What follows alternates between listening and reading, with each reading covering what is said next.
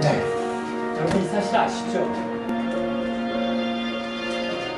근데 처음 접하신 것 같은 표정을 지시면 여러분 오렌지 껍질이 황무지를 이렇게 변화시켰다면 생명을 만드시고 조성하신 예수님께서 얼마나 놀라운 일을 만드시고 계십니까? 현대 천체의 물리학은요, 왜 하나님께서 이 온 우주에 이렇게 별들을 많이 만드셨는가에 대한 의문을 지금 하나씩 풀어가고 있습니다. 나중에 설명드리겠지만 기회가 닿으면 그게 바로 우리를 위한 것임을 알게 됩니다. 놀라운 일이죠. 여러분 뭔가 뿌려주고 시간이 흐르면요 놀라운 결과가 생겨요. 이게 하나님의 법칙인 것이죠. 때가 참해요. 때가 찼기 때문에 주님이 오셨고요. 때가 찼기 때문에 주님께서 말씀하셨고요. 때가 찼기 때문에 그의 백성들을 부르신 거예요. 오실 메시아, 그분에 대한 속성에 대한 묘사가 이렇게 되어 있지 않습니까? 그분은 아기로 출생하실 것이다. 하나님이 하시는 법칙이에요. 그러나 아들로 등장합니다. 여러분, 아기는 인성을 뜻하는 것이고 아들은 신성을 뜻하는 거예요. 이것이 아주 절묘하게 결합돼서 완전하신 인간으로 오셨지만 완전하신 신으로서 주님은 그의 역할을, 메시아 역할을, 구원자 역할을 담당하신다는 것을 보여주셨어요. 그의 어깨는 정사를 메었고 6절 7절을 보시기 바랍니다. 그의 정사와 평강에 더하며 무궁하며 그 나라를 굳게 세우고 영원의 정의와 공의로 그것을 보존하실 것이다. 만군의 여호와의 열심히 일을 이룰 것이다.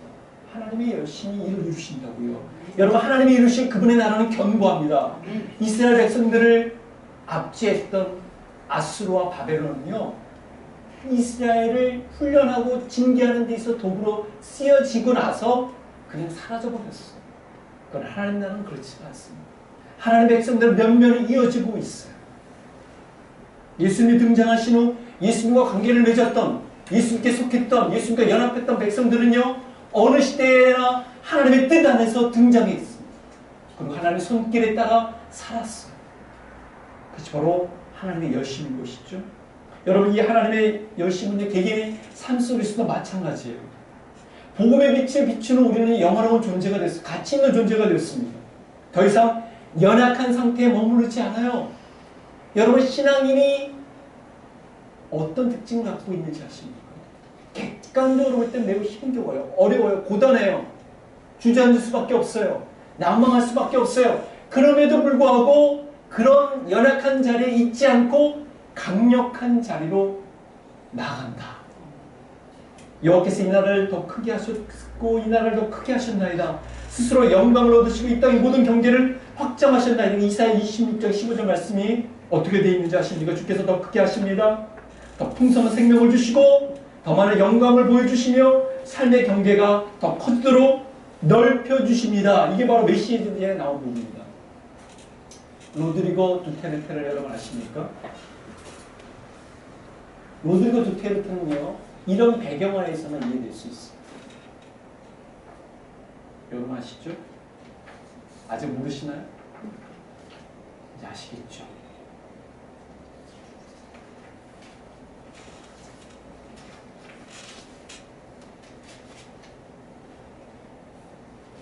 그런 치안이 불안한 이 필리핀을요, 이 세상에서 가장 어떻게 해요? 아름답고 평화로운 나라로 만들겠다는 야심을 가지고 지금 엄청난 일을 진행시켜 오고 있습니다. 어릴 적 그는요, 성질이 불같았습니다. 그래가지고 자기를 왕따시키고 모욕시키던 일진 그부를요, 총으로 쏴버린 적이 있어요. 고등학교 때 태학을 2번씩이나 당했고 3번 복직했어요. 대학교 때 정신을 차려서 법을 공부했고 그리고 검사까지 됩니다. 잊고 대통령직에 오르게 되죠. 공권력의 힘을 잃고 치안부재 치를 떨던 국민들에게 희소식이 되고요. 그의 지금의 지지도는 95%에 육박합니다. 엄청난 지지도를 갖고 있어요. 물론 그가 등장하고 나서 두려움에 떨던 이들이 있죠. 어떤 이들일까요? 마약 사범과 관계됩니다. 그가 대통령 취임 디바오 시장 시절에 마약 관련 범죄자 3명을 바로 총으로 쏴서 죽여버렸어요. 두테르테는 대통령 취임 4월 만에 1000명이 이른 마약 사범이 두려운 나머지 자수하게 만들어버렸고요. 7일 만에 마약 사범 70여 명을 사살해버립니다. 이들을 죽이는데 총알도 아깝다고 해서 그 수용을 다시금 부활시켰어요. 여러분, 대통령이 되기까지 바로 이런 사람이 등장해서 필리핀을 이렇게 변화시킬 시라고 누가 감히 상상했겠습니까? 필리핀 사회는 지금 계속 혁명 중입니다. 한 나라의 지도자의 등장에 따라 나라가 바뀝니다. 우린 지난 세기 한 나라의 대통령이 그 자리를 제대로 지키지 못할 때 한 나라가 어떻게 곤두박질 쳤는지를 경험했어요. 그러나 여러분, 예수님은 이 땅의 지도자들과 분명히 질적으로 다른 분이십니다. 그분은 하나님의 신, 그분은 하나님의 대리이시네요. 그분은 메시아십니다. 그분이 오셔서 하실 일들은 얼마나 엄청난 결과를 가져오겠습니까? 그래서 성경은 그분이 등장하다고 해서 이런 부분을 늘 말해주고 있습니다. 광야와 메마른 땅이 기뻐하며 사막이 백화같이 피어 즐거워하며 무성하게 피어 기쁜 노래를 즐거워하며 레바논의 영광과 갈멜과 샤론의 아름다움을 얻을 것이라. 근데 오늘 본문에 보니까 그의 백성들이 어깨를 구원의 기쁨을 여러분 4번에 걸쳐서 등장시켜요. 이 용어가 3절을 보시기 바랍니다. 그 즐거움을 더하게 하셨으므로 추수 안에 즐거움과 탈주문을 나눌 때의 즐거움같이 그들이 주 앞에서 즐거워하오니. 여러분, 즐거움이 찾아드는 일이 등장하게 돼 있어요. 여러분, 복음이 비추는요, 사람에게 말할 수 없는 기쁨과 희락이 가져옵니다. 하나님 나라의 특징이 뭐라고요? 희락이에요. 기쁨이에요. 그래서 여러분, 하나님이 예수님 몰고 오신 잔치는 늘 무엇이 있었다고요? 기쁨이 있었어요. 즐거움이 있었습니다. 만약에 희락이 없다면, 기쁨이 없다면 하나님 나라에 여러분 속한 백성이 아닙니다. 그래서 신앙생활을 하는 가운데 있어서 기쁨이 없으면 아직 하나님 나라의 잔치에 들어오지 못한 거예요. 그 주의 속성이 이거 있다고 해도 과언이 아닙니다. 그래서 신앙생활은 여러분 기쁨의 잔치로 나타납니다. 우리 교회에 속한 어떤 교구는 늘 모 권사님 이렇게 말씀하시죠. 우리 교회는 늘 잔치라고. 맛있는 거 먹어서 잔치가 아니고요. 그 맛있는 거 먹는 건 그냥 양념에 불과한 거예요. 우리 마음과 모이면 기쁜 곳이죠. 그 잔치. 여러분, 예수님께서 그 잔치를 몰고 오셨어요. 여러분 믿으십니까?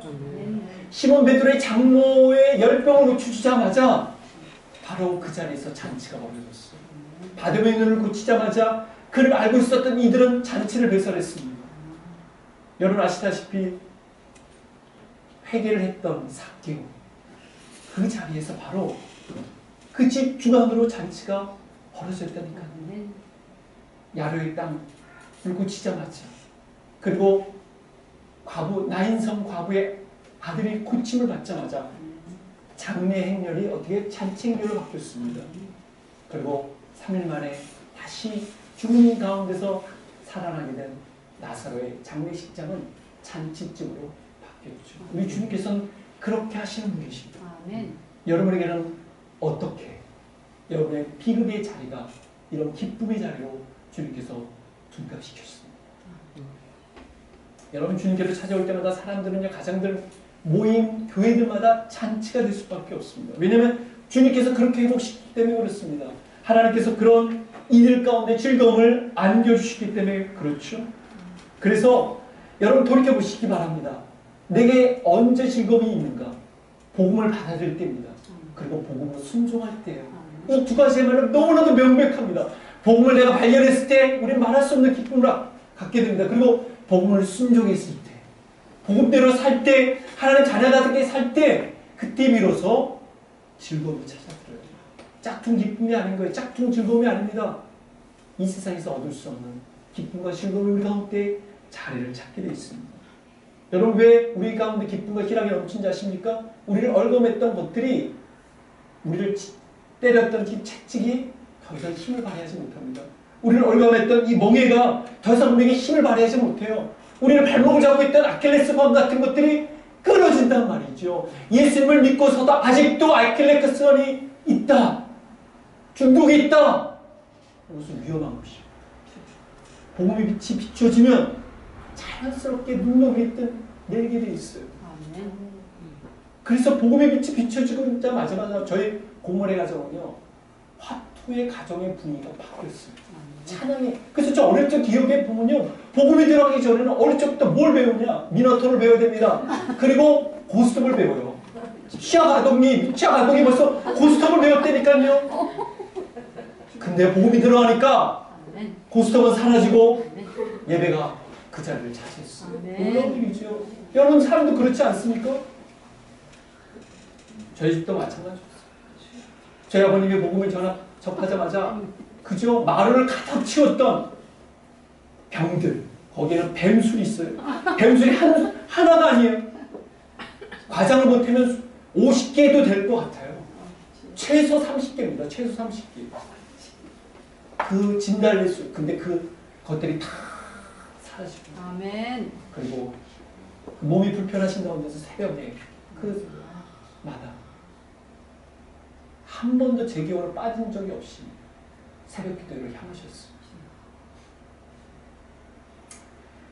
여러분, 그 압제자의 막대기를 주께서 꺾으시되라고 되어 있습니다. 4절 말씀. 수가 무거운 자가 다 내게로 와 내가 너희를 쉬게 하리라. 주께서 말씀하셨죠. 이는 내 멍에는 쉽고 내 짐은 가벼우니라. 신앙인이 된 다음부터 멍에가 없는 게 아니라 새로운 멍에를 잊게 되는 거예요. 우리는 그로부터 자유로워지죠. 압제로부터 자유롭습니다. 속박부터 자유로워요. 그러나 우리는 예수께 속한 백성들, 새로운 자연이 되는 거예요. 여러분, 압제와 멍에가 꺾여졌기 때문에 가능한 것이죠. 그 기쁨이. 그래서 하나님은 자신의 백성에 관한 압제와 멍에를 어떻게 해요? 꺾게 하십니다. 그래서 여러분, 구원의 빛을 경험하게 되면 그때부터 내 성향 바뀌잖아요. 그러니까 내향적이든 외향적이든 바뀌지 않지만 뭐가 바뀌어요? 성격이 바뀝니다. 성깔이 바뀌게 돼 있어요. 여러분, 복음의 빛을 받게 되면요, 내 성품이 바뀌게 돼 있습니다. 성령께서 우리 가운데, 내향 가운데 역사하시기 때문에 그렇습니다. 그래서 자신에게 가장 큰 힘을 발휘하던 것이 힘을 잃어버립니다. 예전에 한 성도가 있었습니다. 이 성도는 우리는 요즘은 지금 공황장애 있어요. 저는 그때 그것이 무엇인지 몰랐어요. 예배를 드리는데 막 가슴이 나도 막 땀을 빽빽 흘리면서 이걸 내가 예배 때 나가야 되나 말아야 되나 막 저한테 나중에 얘기하더라고요. 그걸 참았다가 예배당 건물을 나가는 순간 고침을 받았어요. 그걸 이겨냈기에 하나님 도와주시옵소서라고 하는 가운데 그동안 수십 년 동안 자신을 괴롭혔던 이 심장을, 그리고 50견인지 몰라가지고 이렇게 팔을 들 수 없는 가운데서 기도에 참여했다가 다른 이들을 위해서 같이 기도하는데 팔이 나버리는 일이 있었어요. 그 여성은요, 초신자예요. 초신자.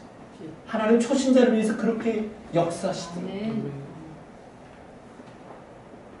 여러분, 성경에 그의 백성들에게 하나님께서 어떻게 개입하신지를 전쟁의 용어를 통해서 말씀하시는 걸 여러분 잘 아셔야 돼요. 그가 활을 꺾고 창을 끊으며 수대를 불사른도다. 하나님의 역사를 이렇게 표현해주고 있어요. 이르시길 너희는 가만히 있어. 내가 하나님 됨을 알지어다. 내가 문나라 중에 높임을 받으리라. 내가 세계 중에 높임을 받으리라 하시도다. 만군의 여호와께서 우리와 함께 계시니 야곱의 하나님은 우리의 피난처시로다. 할렐루야. 이게 이사야 46장에 나타나 있습니다. 근데 여러분, 그런 과정을 오늘 부분에 보니까 어떻게 해서 4절 보시기 바랍니다. 그 압제자의 막대를 꺾으시되 미디안의 날과 같이 하시다. 여러분, 홍해가 등장하고 미디안이 등장하면요, 눈을 또렷하게 해서 보셔야 돼요. 홍해는 이스라엘 백성들이 있어서 정말 잊을 수 없는, 이스라엘 백성들이 있어서 하나님께서 그들을 원천적으로 구원하신 놀라운 사건이에요. 그래서 여러분, 성경, 구약 성경 곳곳마다 홍해하면 하나님이 이루신 거룩한 놀라운 위대한 사건을 떼요. 동일하게 이스라엘 백성들이 정착한 다음에 홍해 못지않은 놀라운 일을 경험한 사건이 뭐냐면 미디안의 칼날을 꺾으셨다라고 그 사건입니다. 도대체 여러분 왜 미디안의 날이 등장하는 거죠? 그 날이 아니라 미디안의 날, 그날에 하나님 베푸셨던 놀라운 사건이 왜 자꾸 등장하는 것일까요? 사사기 6장 7장에 보면 여러분 아시다시피 미디안의 족속은 굉장히 악랄합니다. 잔인해요. 이스라엘 백성들은 7년 동안 곤혹스럽게 어려움에 빠지게 만들었어요. 근데 하나님께서 드디어 기도를 선택하십니다. 그래서 이스라엘 백성들하고 그 공궁에서 빠져나가게끔 할 계략 가운데 계셨는데 그 중에서 기드온이 하나님께 제가 지난번에 말씀드린 대로 하나님께 요청하잖아요. 하나님 정말 저를 선택하셨다면 징조를 보여주셨어. 그래서 하나님께서 정말 징조를 보여주지 않습니까? 그러고 나서 이제 기드온이 나갈 때 기드온이 그 백성들과 잘 준비된 군사들과 가려고 하자 주님께서 잠깐만 너무 많아. 300명. 그래서 추수해서 갑니다. 근데 300명의 추수를 갔는데도 하나님께서 또 다르게 저녁 때 그를 또 부르셔가지고 적진 가까이 들어가게 합니다. 근데 적진에서 들려오는 소리에 의하면 하나님께서 정말 일을 이루시는 것을 알게 돼요. 여러분 기드온에게 준비하라고 하는 것이 무엇이었어요? 날카로운 칼이었습니까? 아니요. 한 손에는 나팔, 한 손에는 횃불이었어요. 그거 가지고 나가겠습니다. 항아리 들고. 여러분 왜 항아리가 필요합니까? 항아리는 장하고 김치 담그는 데 필요한데 왜 항아리 들고 나가게 하는 거예요? 여러분 전쟁에는요 이 나팔과 항아리는 아무 쓸모가 없는 거예요. 왜 근데 하나님은 나팔과 그죠? 이 항아리를 들고 나가게 하셨습니까? 왼손에 횃불을 오른손에 나팔을 들고 이 전쟁은 누구에게 속해 있다? 하나님께 속해 있다. 하나님이 주시는 이 승리를 직접 보게 하시는 거예요. 여러분 대부분의 이스라엘 백성들의 전쟁은요 그들이 싸워야만 했어요. 싸워가지고 그들을 진멸하고 도륙하고 그들도 상처를 입었어요. 그러나 이 싸움은요 하나님이 일하신 사건이에요. 그래서 그들이 자중질환을 일으켜 서로 자기네들 진영끼리 싸우게 해가지고요 실제로 요단강 동편 남편까지 쫓아갔고요 도망갔고 그럴 뿐만 아니라 직접 건너까지도 갔어요. 얼마나 두려웠습니까? 하나님이 하시는 일은 바로 이와 같습니다. 근데 이런 승리를 가져다 주는 배경이 어디냐면 한 아들 때문에 그렇다. 이는 하나님이 우리에게 낳고 하나님은 우리에게 주신 바 되었다라는 6절 말씀. 바로 예수님께서 메시아로 오셨기 때문에 바로 그런 일이 빚어진다라고 말해주고 있습니다. 여러분 이 아들이 어떤 아들입니까? 오늘 본문에 따라서 모사와 기묘자라 영존하신 아버지라 전능하신 하나님이라 평강의 왕이라 이건 무엇입니까? 예수님께서 갖고 계신 놀라운 권능을 말해주는 것입니다. 그분처럼 위대한 지혜가 뛰어난 분이 어디 계십니까? 그분처럼 우리의 모든 속속들이 다 알고 계신 분이 어디 계셔요? 그래서 우리가 그분을 목자라고 그러신 거 아닙니까? 그분처럼 영원한 왕위를 가지고 통치하신 분이 어디 있습니까? 우리가 예수님을 아는 이상 우리가 역사의 주인이 될 수밖에 없고 하나님의 손길에 도구가 될 수밖에 없다는 것은 굉장히 놀라운 일입니다. 여러분 다시 되도록 복귀해 주시기 바랍니다. 역사에 있어서 주여 물꼬를 텄던 그리고 어떻게 해요? 이 남녀 간의 문제라든가 사회에 천대받던 이들이 사회의 주류로 부상할 수 있었던 데는 늘 무엇이 있었다고요? 기독교 신앙이 있었어요. 여러분 영국을 보십시오. 노예제도를 폐지했을 때 오늘날의 미국이 여러 가지 문제 평가를 받고 있지만 대통령 선서할 때요 성경 위에 대고 선서합니다.